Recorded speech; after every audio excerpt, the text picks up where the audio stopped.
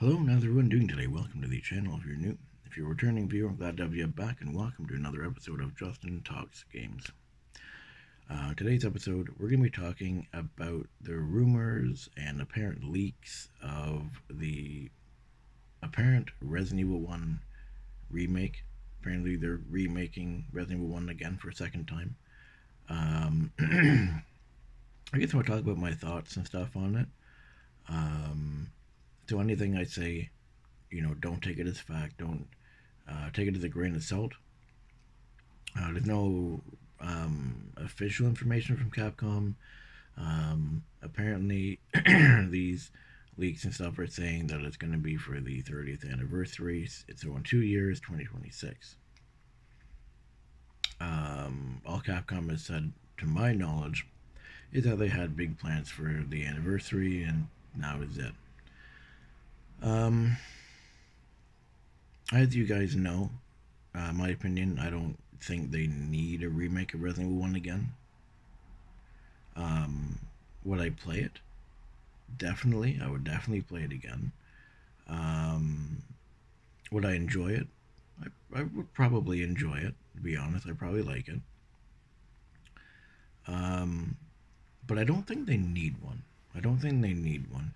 And I know the general thought process behind it, at least in the Resident Evil fan community, whatever you want to call it, is, so that it goes hand in hand with the rest of the remakes, like 2, 3, and 4. Which, okay, I can see that. But yes, and yes, it's almost 20 years old now because it was made in 2002. So, like, it's getting up there in age, the remake, but it's still available on modern consoles and stuff. Like, it first came out on the GameCube in 2002. Then I think in 2015 they put it on the PS3 and the Xbox and the PC. And then later they put it on the PS4, along with Zero in the Origin Collection. I think the Xbox and the Switch also got the Origins Collection. The PC might have got it too, I don't know. But I know that PS4 definitely got it because it's on my shelf back there.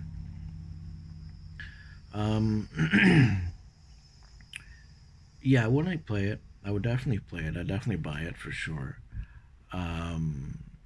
And I would say I probably enjoy it. I probably like it. Would I like it as much as the current remake?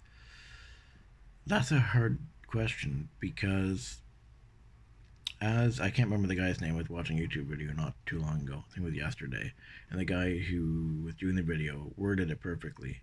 I don't think that they can catch lightning in a bottle twice. The remake of 1 is already essentially perfect. Yes, there's one or two things, in my opinion, that could be changed if they were to redo it again. But I'll get into that in a minute. But overall, I think it's perfect. They didn't cut any content. Yeah, they changed the puzzles a bit, but the fact that those puzzles are there, like an example is the Circle of Life puzzle in the original Resident Evil 1, the 96 and Director's Cut Resident Evil 1. There's a room where you have to go in and you have to do basically like the Circle of Life, and it's like this old man. So it's like a baby, and then you basically have to do stages of life. And then you get one of the crests. I don't remember which one, but you get the crest for doing it. In the remake, instead of crests, they're masks. Now it's pretty cool. The crests are still in the remake though. But anyways, but that puzzle was actually changed to a stained glass window. Lighting up different parts of the picture, and then you do it, and then instead of the picture dropping, the wall actually goes up. You grab the mask, and you can either go outside or go back the way you came. But the fact that the puzzle is essentially, like, it's different, but it's the same. Like, it still involves a picture, still involves pushing a button on said picture. The location is exactly where it's supposed to be. The layout of the mansion is pretty much one for one, with the exception of the new areas added. So, like I said, the remake's basically perfect. Like I said, and like I just mentioned a couple seconds ago, the layout of the mansion, you could pretty much play them side by side, and the layout is pretty much the same, with the exception of, again, like I said, the added rooms. um, the story's the same. Everything's the same. It's added stuff. Lisa Trevor's added to the remake. That was a pretty sad story, but it's a good one.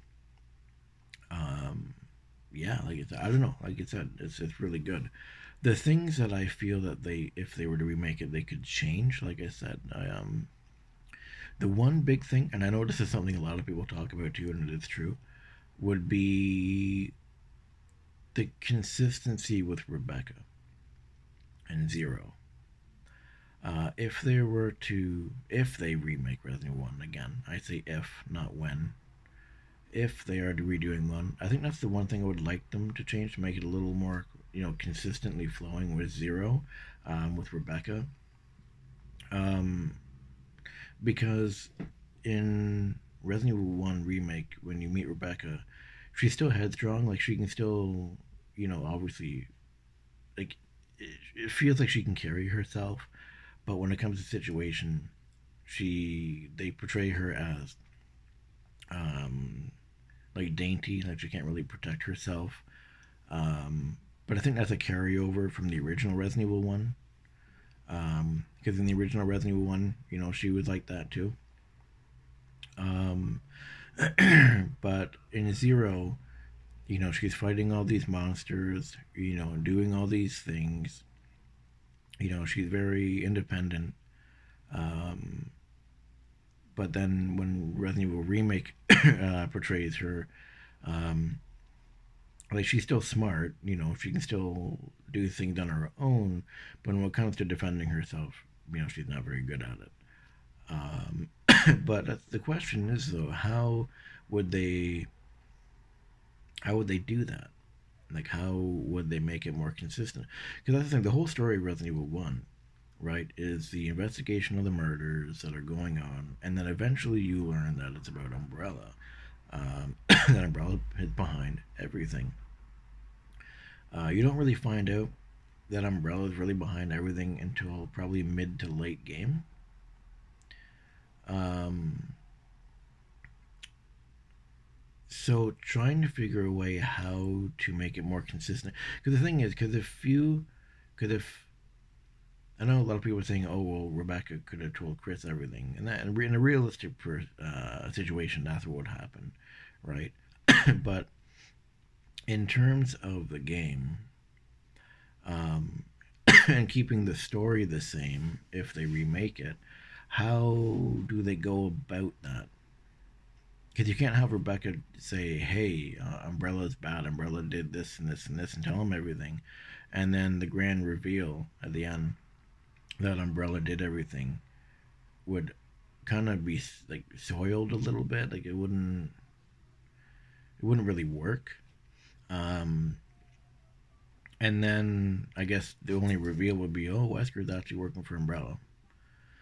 So trying to piece, the two stories together without ruining the story of Resident Evil 1, it's going to be a little complicated. Because, again, how much does Rebecca tell Chris, right? Um, in a believable way. Because we know if she doesn't tell Chris everything, a lot of the audience, the Resident Evil community, are not gonna be too happy, or they're gonna say it's unbelievable and this and that, right? It's a fine line. Whereas it's like, they could do the I've seen some comments saying, "Oh, maybe it's amnesia. Her head got hit, so she forgot everything." It's silly but maybe that could work. I don't know. I don't know how they would um, make it more consistent. It'd be interesting how they do that, but it also be kind of be difficult, realistically, to for the story. Like I said, to keep the story of Resident Evil 1 intact, it'd be quite difficult. Um, there's some other things too that I feel they would change in Resident Evil 1 if they were to do it again.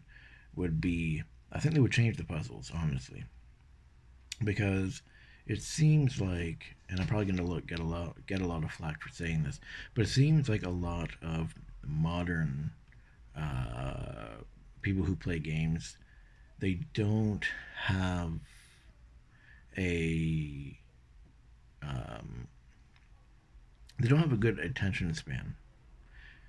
It seems like they get bored if they have to do repetitive things. They get bored if they have to do one certain thing for too long. Again, I'm not saying everybody's like this, but it just seems like a lot more people over time are turning out to be this way. So it feels like, okay, if they were to remake Resident Evil 1, how would they tackle the puzzles? Because a good, I'm going to say 70% of the game you're in the mansion, right? Um, because then the other percents, you have the guardhouse and you have the lab, right? But a good chunk you're in the mansion. So how do you keep it from getting dull? Do you add more zombies? Um, do you make the puzzles easier and simplify them so the general audience can just do it and move on? Um, yeah, I don't know. I also think that they would probably cut a few things too. Like we all know they're going to cut the spiders, which is stupid because that's apparently people have arachnophobia, so let's remove the spiders. Okay, so what about people who are scared of zombies? Okay, let's remove the zombies. Um, it's getting ridiculous. We're not, as I said earlier to a friend of mine, we're not playing Animal Crossing or Elmo's Adventures or anything like that. This is Resident Evil. A game about organizations that make bioweapons from humans and animals and whatever. And spiders an animal. You know, um, so they're probably gonna remove the spiders. Which sucks, but whatever. Another one I feel that strongly about that they're gonna remove is probably the hanging man. For those of you who don't remember, in the guardhouse there is like a researcher or whatever um, in the guardhouse. Now in the bedroom, you see when you first enter, you see a guy hanging from the ceiling. He hung himself because he didn't want to turn to a zombie. He knew what was happening, the outbreak and all that, and he didn't want to become one of them. There's a note and also a pistol as well. His friend is in the bathroom. He shot his friend and put his friend in the bathroom, and he just didn't want to become a zombie, so he did what he did. So there's a whole little story to him, which it's interesting because it shows how it affects other people, right? But I think just the image of seeing someone like that, he looks like a zombie. He doesn't look like a person. He looks like a zombie. Anyways, but I think they'll take that out. Fun fact, if you go into the bathroom, there's a 50-50 chance that the rope will snap and he'll actually come after you. So that's really cool. But again, I think they'll take that out. And like I said, I think they'll take the spiders out too. Another enemy I think they may remove too, maybe, would be the Chimera. I think that's how it's pronounced. I'm not sure, but it might be the Chimera. Because they're basically bugs too. Right? They're like, I know spiders and bugs are different, but I think they'll remove them too. Because probably people are scared of bugs, so they'll probably take them out too. I don't know. Again, like I would play it and I probably enjoy it. Like I said, it'd be really cool to see the mansion in a 3D, fully 3D environment with that, over the shoulder perspective, so you can actually look at everything and take in the details, everything of the mansion. So it'll be really nice in that way. um, you know, but in other ways, I don't know. I'm very skeptical about it. Um, but yeah, like I said, I would enjoy it, but I don't think it's going to be as good or better than the current remake that we have. Um, Hopefully, you're all still watching. I know I tend to ramble a lot. I do apologize. If you did like this video, feel free to leave a like, comment, subscribe. Tell me your opinions and your thoughts on this, and I will see you guys in my next video.